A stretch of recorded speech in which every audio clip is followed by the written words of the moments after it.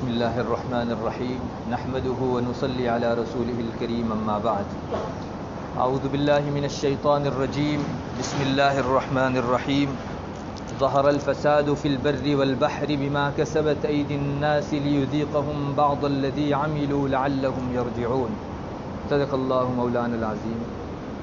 میرے محترم بھائیوں، دوستوں، بزرگوں، ہم سب جانتے ہیں کہ اس وقت وبا اپنی پوری تیز رفتاری کے ساتھ آگے بڑھ رہی ہے۔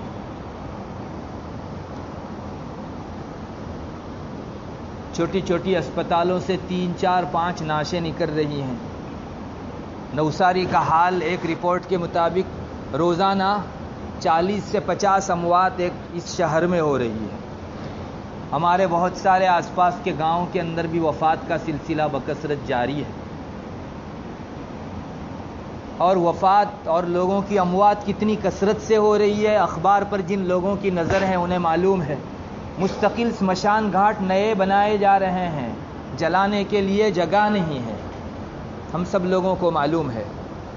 حالات بہت سنگین ہیں، مگر ہماری نگاہیں صرف ان احوال پر رہتی ہے۔ ہماری چرچاؤں اور تبصروں کے اندر اخبار میں اتنے مرے، فلاں جگہ اتنے وفات پائے، اتنے بیمار ہیں، بس اسی حد تک ہماری چرچا رہتی۔ زیادہ سے زیادہ ہماری نگاہ اگر آگے گئی تو بعض لوگ اس پر بحث کر لیتے ہیں کہ بھائی اس کے ظاہری اسباب کیا ہیں، آپس میں زیادہ ملنا، ماسک نہ پہننا اور ڈسٹنس نہ رکھنا اور بے احتیاطی برتنا وغیرہ وغیرہ، یہ اسباب بھی ہیں دنیا کے اندر اپنی جگہ، لیکن بہت بری بات ہے کہ ہماری بحثوں کا محور صرف یہ اسباب اور احوال رہتے ہیں۔ کسی کی نگاہ اس طرف نہیں جاتی کہ اس بیماری کے پیچھے کون سی چیز اصل کام کر رہی ہے۔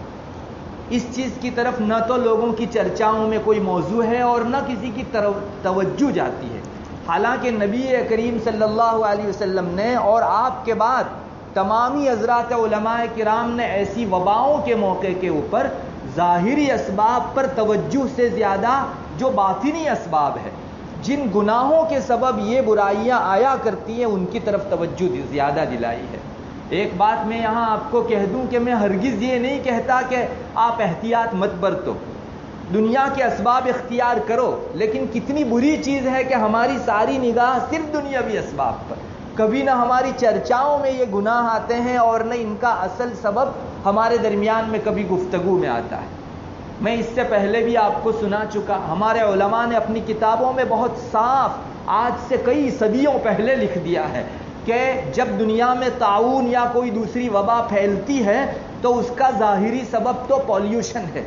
دنیا کے اندر جو پردوشن بہت پھیل گیا ہے وہ بھی ہمارے علماء نے لکھا کہ پردوشن کی وجہ سے وبا پھیلتی ہے، مگر علماء نے ساتھ میں یہ بھی لکھا کہ اس کا اصل سبب زناکاری کا عام ہو جانا ہے۔ اور یہ صرف علماء نے نہیں فرمایا بلکہ خود نبی کریم صلی اللہ علیہ وسلم کی حدیث میں یہ مضمون آ چکا ہے۔ حضرت عبداللہ ابن عمر رضی اللہ تعالی عنہما فرماتے ہیں کہ ایک مرتبہ ہم لوگ بیٹھے ہوئے تھے، نبی کریم صلی اللہ علیہ وسلم تشریف لائے اور آپ نے ہمارے درمیان میں یہ بات فرمائی کہ اے مہاجروں کی جماعت، 5 گناہ جب تم میں 5 بری عادتیں جو تمہارے اندر زیادہ ہونے لگے تو سمجھو کہ پھر سزائیں اللہ تعالیٰ کی اترے گی۔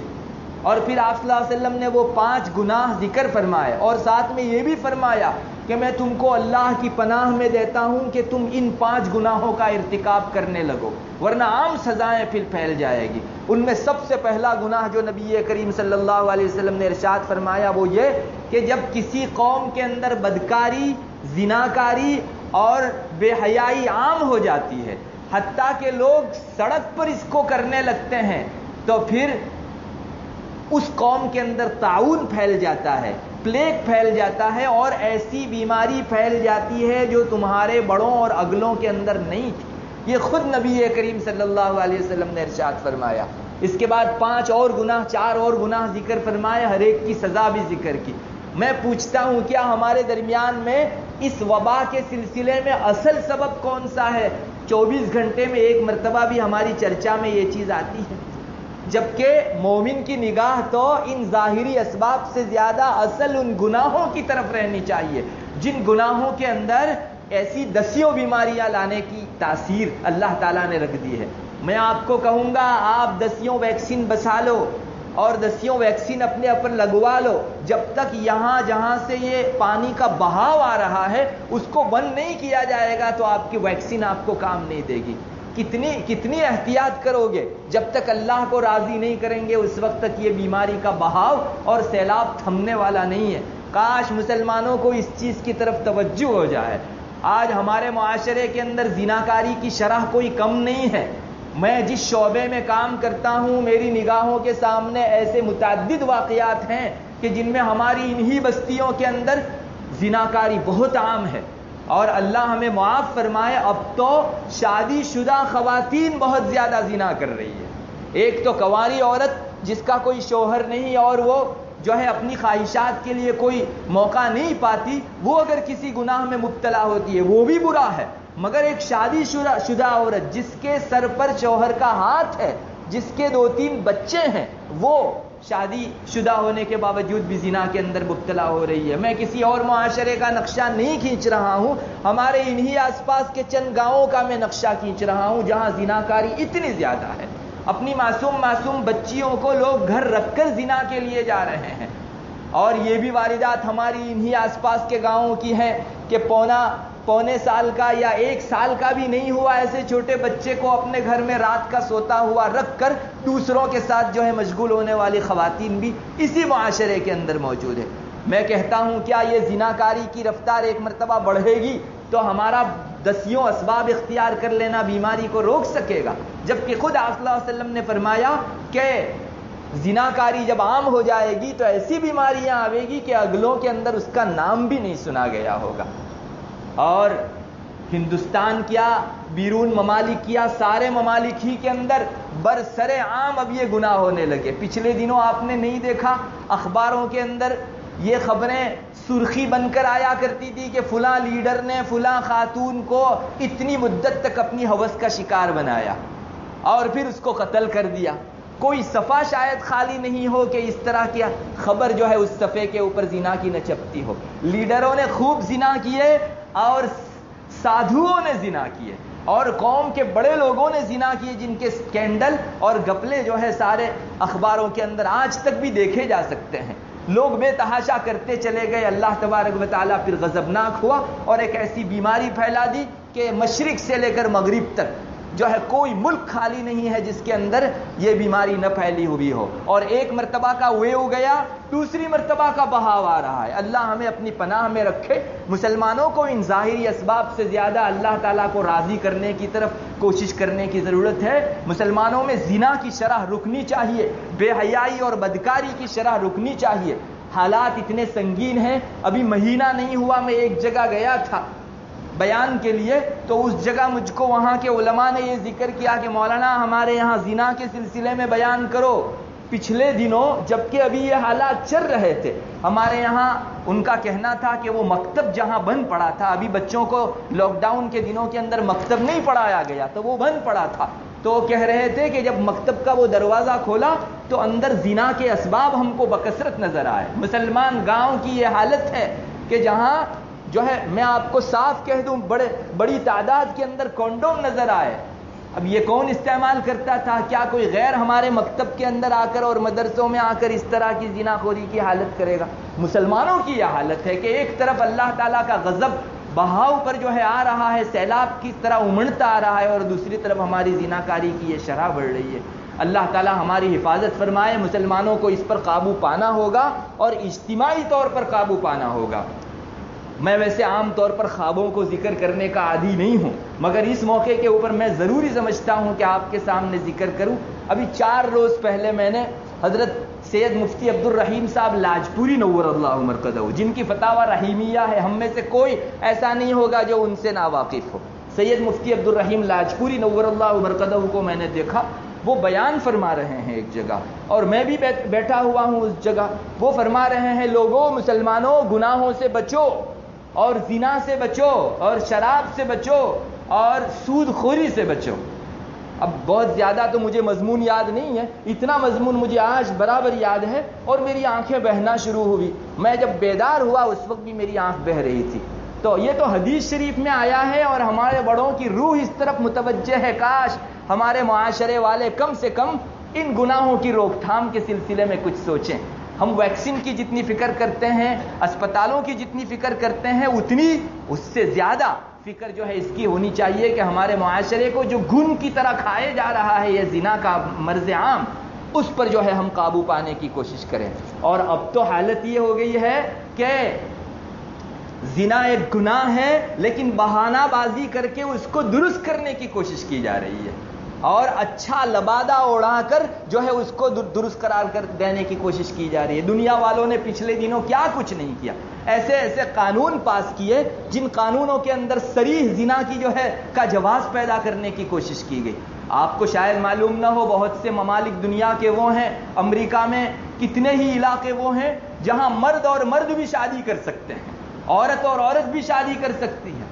گے اور لیزبین اس کو جو ہے پرمیننٹ کر دیا گیا ہے, یعنی حکومت جیسے ایک میاں بیوی کو بینیفٹ دیتی ہے ویسے مرد اور مرد شادی کریں, عورت اور عورت شادی کریں, ان کو بھی جو ہے بینیفٹ دیتی ہے. اور ان کے یہاں ایسے کئی کپل موجود ہیں کہ جن کے اندر مرد مرد کی شادی, عورت عورت کی شادی. شاید آپ کو یاد ہو ہندوستان میں بھی یہ آواز پارلیمنٹ میں اٹھ چکی ہے, مگر یہاں تھوڑا بہت مذہب باقی ہے اس لیے الحمدللہ وہ قانون پاس نہیں ہوا.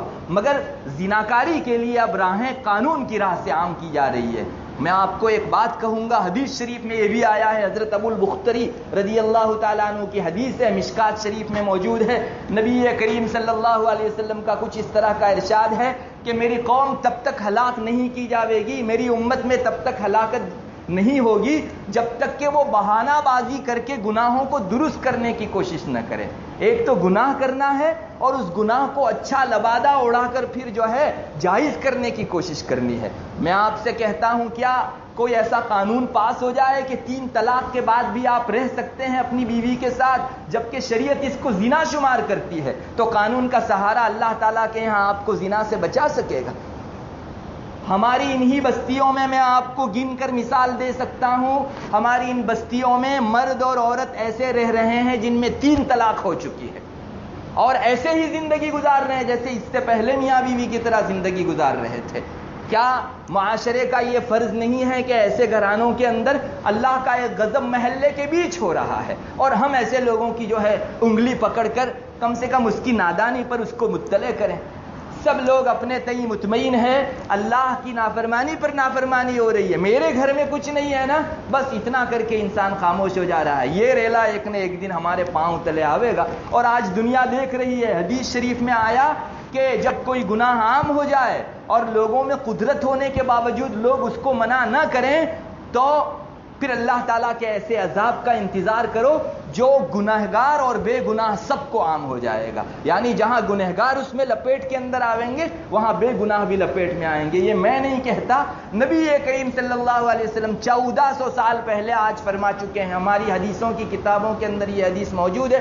اتنا عام گناہ ہو جائے, سڑک پر ہو جائے اور لوگ روک سکیں تب بھی نہ روکیں, تو پھر ایسی سزا کا انتظار کرو جو نردوش اور گنہگار سب لوگوں کو ایک لپیٹ کے اندر لے لے گا. واتقوا فتنة لا تصيبن الذين ظلموا منكم خاصة, ایسے فتنے سے بچو اور ڈرو کہ جو فتنہ خاص ظالموں کو اور گنہگاروں کو نہیں لگے گا, سب کو لپیٹ میں لے لے گا. میرے بھائیوں, بہت ضرورت ہے کہ ہم لوگ اللہ کی طرف متوجہ ہوں. سب سے بنیادی چیز ہماری کتابوں میں لکھی ہے, یہ مصیبتیں آتی ہیں تاکہ مومن کم سے کم اللہ کی طرف رجوع کرے. آج ہمیں چاہیے, کتابوں میں فقہ کی کتابوں میں لکھا ہے کہ جب وبا عام پھیل جائے تو ہر مسلمان کی پہلی ذمہ داری یہ ہے کہ وہ اپنے گھر میں اپنی انفرادی عبادت اللہ تعالیٰ کے سامنے رو دھو کر شروع کرے. کیا ہم نے 2 رکعت مستقل اس کے لیے پڑھی روزانہ کہ اللہ اس وبا کو ٹال دے؟ چاہیے کہ ہم لوگ روزانہ 2 رکعت کم سے کم جو ہے اللہ کے حضور اس نیت سے پڑھیں کہ اللہ پچھلے دنوں گناہ ہوئے ہیں, اسی کرتوت کی یہ ہم کو سزا ہے, تو اس وبا کو ختم فرما دے. دوسرے نمبر کے اوپر پچھلے دنوں یہ ہوتا تھا ہمارے گاؤں کے اندر کہ جب ایسی کوئی عام مصیبت آتی تھی تو ہم لوگ جو ہے رات کو استغفار کا مستقل, ہمارے یہاں ہجارہ لے کر بیٹھتے تھے, آپ میں سے بہت سو کو یاد ہوگا. چاہیے ہے کہ گاؤں گاؤں اس طرح اللہ تعالیٰ کے حضور استغفار کی مجلسیں قائم کی جائیں, لوگ جمع ہو کر اللہ تعالیٰ کے سامنے توبہ و استغفار کریں. وَتُوبُوا إِلَى اللَّهِ جَمِيعًا أَيُّهَا الْمُؤْمِنُونَ لَعَلَّكُمْ تُفْلِحُونَ. مومنو, جمع ہو کر اللہ تعالیٰ کے حضور توبہ مانگو استغفار کرو تاکہ تم لوگ کامیاب ہو جاؤ. ہماری کامیابی اس میں رکھی ہوئی ہے. مسلمانوں کو چاہیے کہ وہ استغفار کی یاسین شریف کا مستقل ختم کریں. ہمارے یہاں جب بارش نہیں ہوتی، مصیبتیں آتی ہیں تو ماشاءاللہ یاسین شریف کا ختم ہوتا ہے. یہ سلسلے کیوں جاری نہیں کیے جاتے؟ ہر گاؤں جہاں تک میری آواز پہنچتی ہے میں سب سے اپیل کروں گا کہ ہم لوگ جو ہے اپنے گاؤں کے اندر اس کو شروع کریں. قنوت نازلہ شروع کیا جانا چاہیے.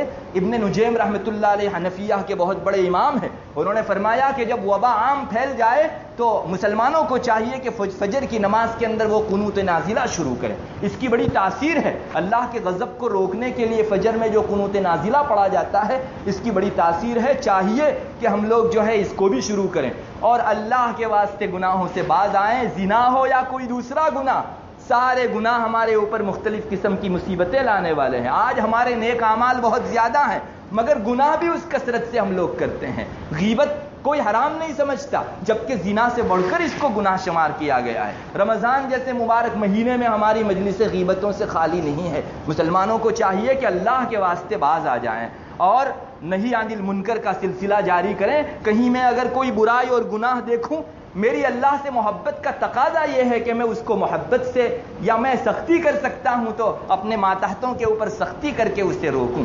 اللہ کرے ان سب چیزوں کی طرف ہماری توجہ ہو، ورنہ حالات بہت سنگین ہیں. میں آپ کو سچ کہتا ہوں، میں کھلا ڈرانے والا ہوں آپ حضرات کو. پچھلے دنوں ایسی وبائیں پھیلی ہیں تو آسمان کی آنکھوں نے ایسے بھی منظر دیکھے ہیں کہ لوگوں کے ہاتھ ناشوں کو اٹھا کر نہیں تھکے، آنکھیں ناشیں دیکھ کر تھک گئی. اتنی کشتے کے پشتے ناشوں کے پڑے تھے. مسلمان دیکھ دیکھ کر جو ہے اس کی آنکھیں تھک جاتی تھی. ہاتھ تو اٹھا کر تھکتے ہی ہیں، آنکھیں بھی جو ہے دیکھ کر تھک جائے گی. اللہ وہ دن نہ دکھلاوے، اس سے پہلے مسلمانوں کو رجوع کی توفیق مرحمت فرماوے. ورنہ یہ جس ڈگر پر بہاؤ جا رہا ہے نہایت سنگین ہے.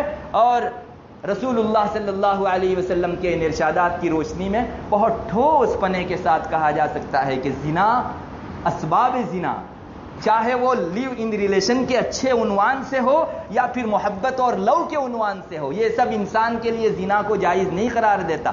آج مسلمانوں کے اندر بھائی بولی بہن، منہ بولی بہن اور منہ بولا بھائی، منہ بولی آنٹی کا بھی بڑا رواج ہے. یاد رکھیے اسلام کبھی بھی اس کی اجازت نہیں دیتا. کوئی اجنبی عورت بھرا آپ کے کہنے سے آپ کی بہن کیسے بن جائے گی؟ اور یہ رشتہ اب تک تو منہ بولی بہن کا تھا، لیکن کل کو ایسا پامال ہوتا ہے کہ بھائی بہنوں کا رشتہ بھی جو ہے تقدس اس کا بھی باقی نہیں رہتا. مسلمانوں کو چاہیے کہ ان سب واہیات سے باز آئیں اور اللہ تعالیٰ کے حضور توبہ کریں، اجتماعی توبہ و استغفار کی شکلیں پیدا کریں.